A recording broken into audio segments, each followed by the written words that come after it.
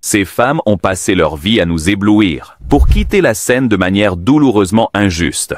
Un foulard pris dans une roue de voiture, une nage héroïque qui a épuisé le dernier souffle, une seule balle jalouse dans une chambre de motel.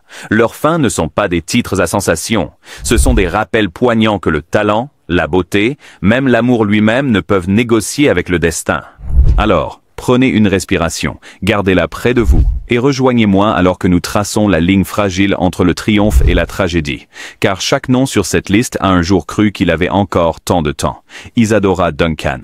Imaginez une femme qui a rejeté les chaussons de ballet pour des pieds nus et des écharpes de soie qui flottaient comme des coups de pinceau dans l'air. Isadora Duncan était révolutionnaire, passionnée et un peu bohème, célèbre pour improviser des danses sur Beethoven sous le ciel ouvert. Le soir du 14 septembre 1927, elle monta dans la voiture de sport décapotable d'un ami à Nice, jeta l'une de ses écharpes emblématiques autour de son cou et salua la foule avec un flair cinématographique. Quelques secondes plus tard, le tissu traînant s'accrocha au rayon de la roue arrière. La voiture fit une embardée, l'écharpe se tendit et Duncan fut arraché, sa vie se terminant presque instantanément. Les témoins restèrent figés, impuissants. Cela s'est passé si vite que le conducteur a cru avoir heurté un nid de poule. Dans un moment surréaliste, l'accessoire même qui symbolisait sa liberté est devenu un lien fatal. Les journaux peinaient à trouver les mots. Drame, ironie, destin. Aujourd'hui, chaque élève en danse qui noue un ruban sur scène a entendu l'histoire édifiante. Le génie flirte parfois trop étroitement avec le danger, et un seul geste imprudent peut réduire au silence même l'artiste le plus audacieux. Reste prudente, Charmaine Maxwell. Si tu fredonnais If You Love Me dans les années 90, tu ressentais la voix de Charmaine Maxwell envelopper le refrain comme du velours. En dehors de la scène, elle était ancrée, équilibrant maternité et musique. Le 28 février 2015, elle est rentrée chez elle après le match de football de son jeune fils, a versé un verre de vin rouge et a mis de la musique pour se détendre. Les minutes suivantes restent floues, même pour les enquêteurs, mais la séquence était tragiquement simple. Un faux pas, un verre brisé et un éclat qui lui a tranché le cou. La panique a monté, la perte de sang a été rapide. Son mari l'a découverte par terre et a appelé le 911, appliquant une pression et priant. Pourtant, la blessure s'est avérée fatale avant que les ambulanciers ne puissent inverser les dégâts. Aucun acte criminel. Pas de drogue, juste un petit faux pas domestique qui a volé un talent de 46 ans. Les fans ont appris la nouvelle par un seul tweet stupéfait du compagnon de groupe Nicky Gilbert. C'était un rappel que les grandes voix peuvent être réduites au silence par les plus petits accidents et que la maison, notre espace le plus sûr, peut encore abriter des retournements de sorts imprévus. Naya Rivera. Naya Rivera grandit sous les projecteurs des studios, décrochant sa première série à 4 ans, mais c'est Glee qui a immortalisé son esprit vif et sa voix alto puissante. Le 8 juillet 2020, cherchant le calme estival au milieu des gros titres de la pandémie, elle a emmené son fils de 4 ans, Josie, au lac Pirou, un réservoir entouré de collines escarpées. Les images de sécurité montrent le duo louant un ponton, des collations à la main. 3 heures plus tard, une patrouille a trouvé Josie endormie à bord, vêtue d'un gilet de sauvetage et seule. Les équipes de plongeurs ont cherché pendant des jours avant de localiser le corps de Rivera. Les enquêteurs ont reconstitué le dernier acte héroïque d'une mère. En luttant contre un courant d'arrachement, elle a rassemblé assez de force pour hisser Josie sur le pont, mais n'avait plus de souffle pour elle-même. Plus tard, le garçon a dit aux proches « Maman est allée sous l'eau ». Il a également avoué qu'il s'était figé, effrayé de lui lancer la corde de remorquage parce qu'une grosse araignée s'y accrochait, un détail innocent qui brise le cœur de chaque auditeur. La dernière chanson de Rivera était une berceuse silencieuse de sacrifice, un parent donnant absolument tout jusqu'à son dernier battement de cœur pour le lendemain de son enfant. Martha Mansfield. En 1923, Martha Mansfield avait partagé l'écran avec John Barrymore et signé un contrat prometteur. En tournant The Warrens of Virginia à San Antonio, elle enfila une jupe à cerceau de la guerre civile enduite de nitrate de cellulose, alors standard pour les costumes somptueux, mais aussi inflammable que le carburant de lanterne. Pendant une pause, elle monta dans une Ford T garée pour se reposer. Un membre de l'équipe a craqué une allumette. Une brise a emporté l'étincelle à travers la porte ouverte. En un instant, la robe s'est enflammée, les flammes traversant les couches plus vite que quiconque ne pouvait réagir. La co-vedette Wilfred Little arracha son manteau, battant le feu et se brûlant les mains. Pourtant, Mansfield subit des brûlures catastrophiques. Elle fut transportée d'urgence à l'hôpital où les médecins luttèrent toute la nuit, mais elle succomba à 24 ans. Les publicistes du studio l'ont présentée comme une tragédie. Pourtant, l'industrie a discrètement réécrit les règles de sécurité pour le tabagisme sur le plateau et le traitement des tissus. La brève étoile filante de Mansfield scintille encore dans les archives cinématographiques. Un avertissement que aucun scénario n'anticipe les dangers réels qui attendent juste hors cadre. Primula, Primi Rollo. Primi Rollo apportait de l'éclat à chaque revue caritative en temps de guerre à Londres et a suivi son nouveau mari, l'acteur en devenir David Niven, sous le soleil d'Hollywood en 1945. Une nuit de printemps, le couple a rejoint des amis, y compris Tyrone Power, pour un jeu de sardines, lors d'une soirée à la maison, une cache-cache pour adultes où tout le monde se sert dans la même cachette. Cherchant dans la pénombre, Primi ouvrit ce qu'elle pensait être la porte d'un placard. C'était une entrée de cave non protégée. Elle avança et disparut dans les escaliers en pierre. Les invités entendirent le bruit sourd et se précipitèrent pour la trouver inconsciente avec une fracture du crâne. Les chirurgiens opérèrent, mais l'hémorragie interne s'avéra implacable. Elle mourut le lendemain après-midi à 28 ans. Niven se blâmait de l'avoir amenée dans le tourbillon d'Hollywood. Dans ses mémoires, il décrivait sa perte comme un vide hurlant qui ne s'est jamais atténué. La tragédie résonne encore comme une note de bas de page prudente dans les biographies hollywoodiennes. Sous le glamour et les jeux se cachent des chutes invisibles, et la joie peut se transformer en chagrin en un souffle. Sharon Tate. Sharon Tate rayonnait à l'écran dans Valley of the Dolls, combinant un sens du timing comique avec une beauté éthérée. À l'été 1969, elle était enceinte de 8 mois, accueillant des amis proches dans la maison de Benedict Canyon qu'elle partageait avec le réalisateur Roman Polanski. Après minuit le 9 août, les adeptes de Charles Manson ont coupé les lignes téléphoniques et sont entrés. Ce qui suivit fut une frénésie de violence que Hollywood frissonne encore à évoquer. Tate implora pour la vie de son bébé. Les intrus ignorèrent chaque larme. À l'aube, 5 personnes gisaient mortes, et le mot « pig » était griffonné en sang, une image qui brûla sur les écrans de télévision du monde entier. L'aléatoire amplifia la peur. Si Sharon Tate n'était pas en sécurité, qui l'était ? Sa mort a marqué la fin symbolique de l'innocence des années 60 et a déclenché des changements de sécurité radicaux à Los Angeles. Lorsque des journalistes ont demandé à Polanski des années plus tard comment il avait fait face, il a répondu « On ne fait pas face, on endure ». L'héritage de Tate alimente maintenant des œuvres caritatives pour les droits des victimes, prouvant que la lumière peut encore briller après une obscurité inimaginable. Judy Garland. De prodige enfant chez MGM à légendaire chanteuse de concert, Judy Garland a vécu des décennies sous la pression de la célébrité. Luttant contre les amphétamines prescrites par le studio depuis son adolescence, elle oscillait entre triomphes à guichets fermés et séjours à l'hôpital. Le 22 juin 1969, dans une maison de ville louée à Londres, son nouveau mari l'a trouvée inconsciente dans la salle de bain. Le coroner a cité une overdose involontaire de barbiturique. Garland avait 47 ans. Les fans ont inondé les rues devant le funérarium, leur chagrin aggravé par la connaissance que des horaires de travail implacables et des médicaments pour contrôler le poids avaient épuisé un trésor national. Pourtant, le tournant le plus cruel de l'histoire est ce qu'il a fait à ses enfants.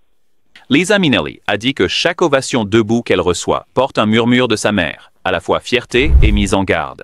Dans l'industrie actuelle axée sur le bien-être, la lutte de Garland est l'exemple parfait de la raison pour laquelle les artistes ont maintenant des conseillers sur le plateau et une surveillance stricte des médicaments. Sa voix cristalline continue de s'élever sur les enregistrements, nous rappelant que derrière chaque note sans effort, il peut y avoir une vie luttant désespérément pour rester en harmonie. Brittany Murphy. Clueless a introduit Brittany Murphy comme la nouvelle venue adorable, et ses rôles dans 8 Mile et Une vie volée ont révélé une gamme plus profonde. En 2009, elle explorait le doublage et les films indépendants, nouvellement mariée, et rénovait une maison à Hollywood Hills. Le 20 décembre, elle s'est effondrée dans sa salle de bain, a eu du mal à respirer et n'a jamais repris connaissance. Le coroner a cité une pneumonie aggravée par une anémie et un mélange de remèdes contre le rhume en vente libre. Des médicaments ordinaires qui, ensemble, ont provoqué une défaillance cardiaque à 32 ans. Internet a explosé de spéculations. Moisissure, acte criminel, voire empoisonnement lorsque son mari, Simon Monjack, est mort 5 mois plus tard de causes similaires. Les experts ont finalement pointé du doigt une maladie chronique, une mauvaise ventilation et des soins médicaux retardés. Le doux rire de Murphy et sa chaleur aux yeux écarquillés vivent de maintenant dans les rediffusions. Mais son décès souligne une vérité adulte qu'aucun scénario ne passe sous silence. Traitez chaque toux persistante et ne vous automédiquez jamais en silence. Marilyn Monroe. La transformation de Norma Jean en Marilyn Monroe est une légende d'Hollywood. Des foyers d'accueil aux séances photos, des rôles comiques à certains lame shows. L'insomnie et les studios exigeant la perfection ont conduit Monroe vers une pharmacie de somnifères. Le 4 août 1962, la gouvernante Eunice Murray a remarqué que la lumière de la chambre de Monroe brillait encore près de minuit. Un psychiatre a forcé l'entrée et l'a trouvée immobile, le téléphone à la main, des flacons de barbiturique sur la table de nuit. Elle avait 36 ans, était seule et faisait la une des journaux à l'aube. Les théories du complot ont fleuri. Politique, lien avec la mafia, journaux perdus. Mais les résultats de l'autopsie ont indiqué une toxicité aiguë au barbiturique. Bien que sa mort n'ait pas été violente, elle semblait brutale dans sa solitude. La femme la plus photographiée au monde, inaccessible lorsqu'elle avait le plus besoin d'un ami. Les productions modernes intègrent désormais des clauses de santé mentale dans les contrats, en partie parce que la tragédie de Monroe a appris à Hollywood que le glamour sans soutien peut être fatal. Rebecca Schaeffer. Rebecca Schaeffer illuminait My Sister Sam avec un charme naturel et venait juste de passer une audition pour Le Parrain partie 3. Le 18 juillet 1989, le fan obsessionnel Robert Bardo a obtenu son adresse grâce à une recherche d'un détective privé dans les dossiers du DMV, a sonné à l'interphone de son appartement et lorsqu'elle a répondu, a sorti un pistolet. Le coup de feu unique qui a mis fin à sa vie à 21 ans a également brisé l'illusion que les fans gardent une distance respectueuse. L'indignation publique a alimenté la loi de 1990 sur la protection de la vie privée des conducteurs, protégeant les adresses domiciliaires à l'échelle nationale. Chaque fois qu'un studio organise maintenant des séances d'information sur la sécurité pour de jeunes acteurs, le nom de Schaeffer apparaît comme la raison. Sa mère a cofondé l'association à but non lucratif COSH pour lutter contre le harcèlement, transformant son chagrin personnel en changement systémique, preuve que même des carrières brèves peuvent réécrire des lois et, espérons-le, sauver des vies futures. Thelma Todd. Au début des années 30, Thelma Todd échangeait des répliques avec les Marx Brothers et Laurel et Hardy. Puis elle a ouvert un café glamour en bord de mer qui attirait célébrités et touristes. Le 16 décembre 1935, elle a été retrouvée affalée sur le siège d'une voiture dans un garage au-dessus du café. Moteur éteint, mais des fumées de monoxyde de carbone épaissent dans l'air. Le coroner a conclu à une mort accidentelle. Les tabloïds criaient au meurtre, tissant des récits d'amants jaloux et d'hommes de main de la mafia. Ce qui reste, c'est l'image d'une jeune femme dynamique de 29 ans qui a survécu à la transition d'Hollywood vers le cinéma parlant pour finalement perdre la vie à cause d'un gaz invisible. Les détecteurs de monoxyde de carbone étaient rares à l'époque. Le cas de Todd est ensuite devenu un point de référence dans les campagnes de sécurité. Son sens du timing comique survit sur celluloïd, mais sa scène finale reste non résolue, invitant des murmures qui dérivent le long de la Pacific Coast Highway jusqu'à aujourd'hui.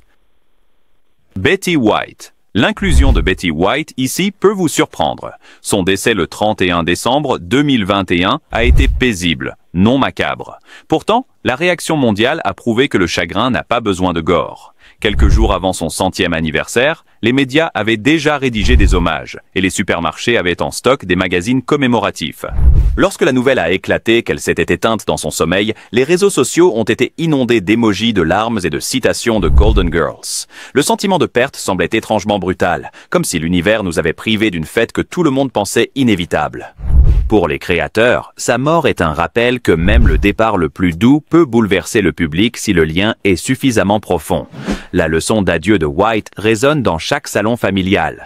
Célébrez vos icônes tant qu'elles peuvent encore vous entendre rire. Carole Lombard. Carole Lombard pouvait lancer une réplique plus percutante que n'importe quel acteur principal de son époque, et elle aimait une cause. Après Pearl Harbor, elle a rejoint une tournée de bons de guerre à travers le Midwest, récoltant plus de 2 millions de dollars en une seule journée. Désireuse de retrouver son mari Clark Gable, elle a refusé un billet de train et a embarqué sur le vol TWA numéro 3 le 16 janvier 1942. Quelques minutes après le décollage de Las Vegas, le DC-3 s'est écrasé sur la montagne Potosi, tuant tous les passagers. Les enquêteurs ont attribué l'accident à une erreur de navigation aggravée par les règles de blackout en temps de guerre. Gable s'est précipité sur le site, escaladant la pente escarpée au milieu des débris en feu jusqu'à ce que les secouristes le ramènent. Le sacrifice de Lombard symbolisait le courage sur le front intérieur. Le gouvernement lui a décerné à titre posthume la médaille de la liberté. Aujourd'hui, son nom orne les plaques des Liberty Ships et les mémoriaux des aérodromes, rappelant que parfois les sourires les plus éclatants s'éteignent en servant quelque chose de plus grand que les recettes au box-office. Dorothy Stratton. La page centrale de 1980 de Dorothy Stratton avait un véritable potentiel cinématographique. Le réalisateur Peter Bogdanovich l'a choisie pour They All Laughed, prédisant qu'elle serait la prochaine Carole Lombard. Son mari séparé, Paul Snider, voyait son succès comme une évasion. Le 14 août 1980, il l'a attirée dans leur ancien appartement de Los Angeles pour parler. Plus tard, la police a trouvé les deux corps. Stratton a été abattu une fois, Snider mort de sa propre main. La tragédie a secoué la perception d'Hollywood sur la violence domestique, déclenchant des lignes d'assistance téléphonique et des protocoles de sécurité pour les talents dans des relations de contrôle. Stratton avait 20 ans, son journal rempli de projets inachevés. Chaque année, des étudiants en cinéma découvrent ses brèves performances et demandent « Que serait-elle devenue ?» La réponse troublante alimente la défense que aucune étoile montante ne devrait ignorer les signaux d'alarme par politesse. Frances Farmer. Frances Farmer a stupéfié le public dans Come and Get It, mais s'est heurtée au patron des studios à propos des scripts et des salaires. Les tabloïds la dépeignaient comme instable. Les tribunaux ont finalement ordonné des internements psychiatriques. Farmer a subi des traitements de choc à l'insuline et des rumeurs de lobotomie, contestés par les chercheurs modernes, mais symboliques de la manière dont la société punissait les femmes qui s'exprimaient. Elle a refait surface dans les années 50, animant une émission de télévision locale et faisant un retour discret dans le monde du théâtre. Pourtant, des décennies de traumatisme ont culminé en un cancer de l'œsophage, et elle est décédée en 1970 à 56 ans. Bien que sa mort elle-même n'ait pas été violente, la lente érosion de son autonomie semble brutale. Aujourd'hui, le syndicat des acteurs cite Farmer lors des négociations sur les protections de la santé mentale, veillant à ce que le feu créatif soit accueilli avec soin, et non par l'enfermement.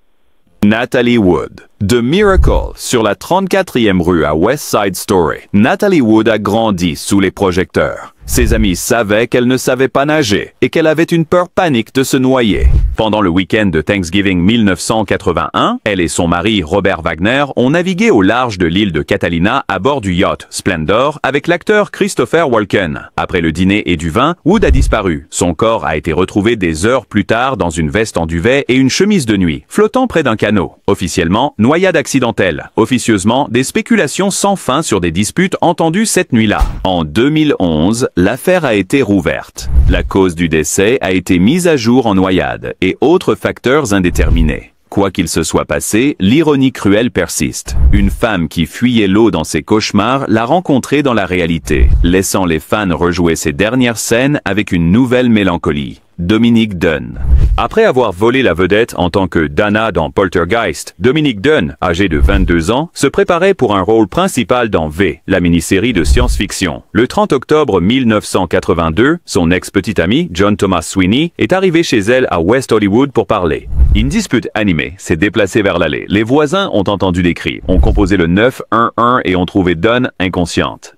Elle ne s'est jamais réveillée de son coma, décédant 5 jours plus tard. L'indignation publique s'est intensifiée lorsque Sweeney a été reconnu coupable d'homicide volontaire et a purgé moins de 4 ans. Le père de Dunne, le journaliste Dominique Dunne, a consacré sa carrière au reportage criminel, mettant en lumière les inégalités judiciaires. Son héritage alimente des organisations qui militent pour des peines plus sévères dans les affaires d'homicide domestique, transformant le chagrin d'une famille en vigilance nationale. Jayne Mansfield. Jayne Mansfield aimait les cabriolets roses et les coups de publicité, mais sous sa démarche chaloupée se cachait un esprit d'affaires aiguisé. Après un concert dans un nightclub à Biloxi le 29 juin 1967, elle s'est entassée dans une Buick avec son avocat, le conducteur, et 3 enfants endormis pour un trajet de nuit vers la Nouvelle-Orléans. Sur un tronçon brumeux de la route US 90, leur voiture a percuté par l'arrière un camion-remorque roulant lentement. Jayne, assise à l'avant, est morte instantanément à 34 ans. Les photos de presse du toit écrasé étaient si choquantes que les régulateurs fédéraux ont rapidement imposé la barre anti-encastrement, barre Mansfield, sur les gros camions pour prévenir des tragédies similaires. Ses enfants, y compris la future actrice Mariska Hargitay, ont survécu avec des blessures mineures grâce à leur positionnement à l'arrière. Chaque fois que vous apercevez cette barre d'acier sous un semi-remorque, vous voyez une réforme de la sécurité routière payée par le chagrin d'Hollywood. Suzanne Cabot. Dans des classiques cultes comme The Wasp Woman, Suzanne Cabot projetait une indépendance farouche. Mais sa vie privée tournait autour de son fils, Timothy, né avec un anisme hypophysaire. Les effets secondaires des injections de croissance ont provoqué des sautes d'humeur. Le 10 décembre 1986, une dispute tard dans la nuit a dégénéré. Timothy a frappé sa mère endormie avec un haltère. Il a appelé le 911 en prétendant qu'il y avait des intrus. La police a vu des incohérences dans l'histoire. Timothy a finalement plaidé coupable d'homicide involontaire, invoquant une capacité diminuée. La mort de Cabot a forcé les tabloïds et plus tard les podcasts de True Crime à se confronter aux handicaps, à la santé mentale et au stress des aidants. Ces films de série B restent des divertissements du samedi soir, mais l'épilogue réel suscite des conversations sur les systèmes de soutien qui pourraient éviter des tragédies domestiques.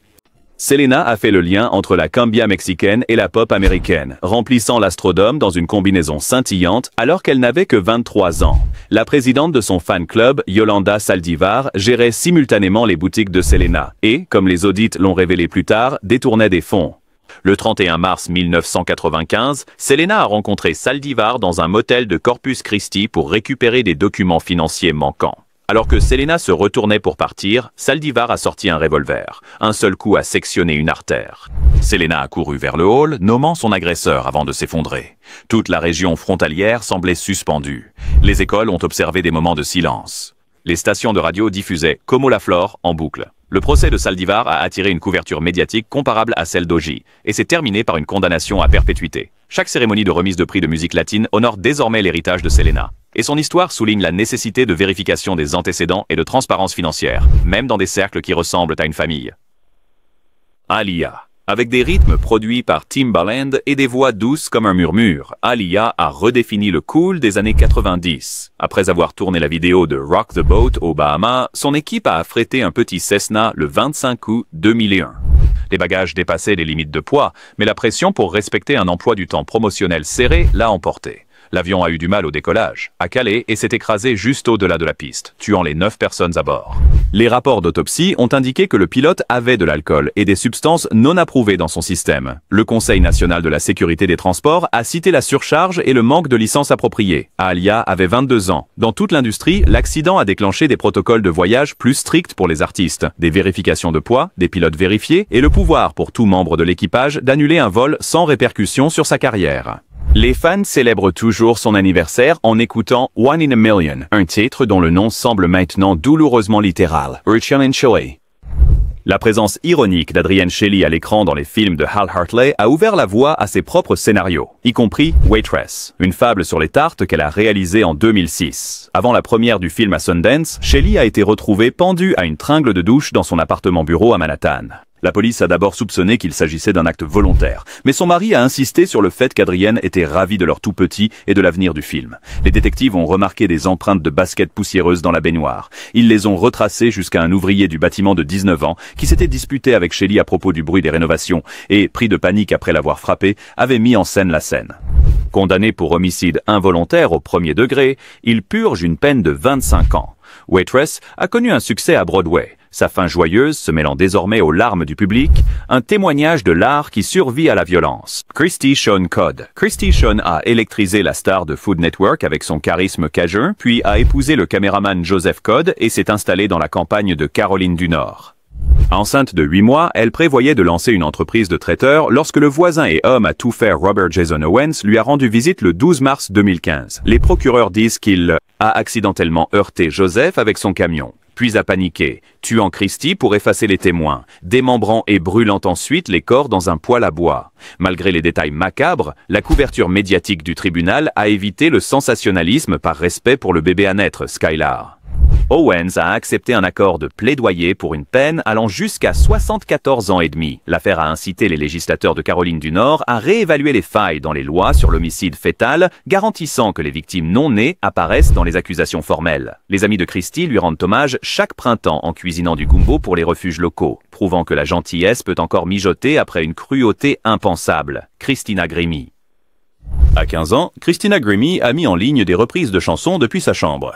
Des millions de clics ont conduit à une 3e place sur The Voice et un EP chez Warner Music. Elle gardait les rencontres gratuites, étreignant les fans comme de vieux amis. Le 10 juin 2016, après un concert énergique à Orlando, Kevin Loibl, âgé de 27 ans, s'est approché avec 2 pistolets et un couteau de chasse, contournant la sécurité légère. Christina a ouvert ses bras pour un câlin.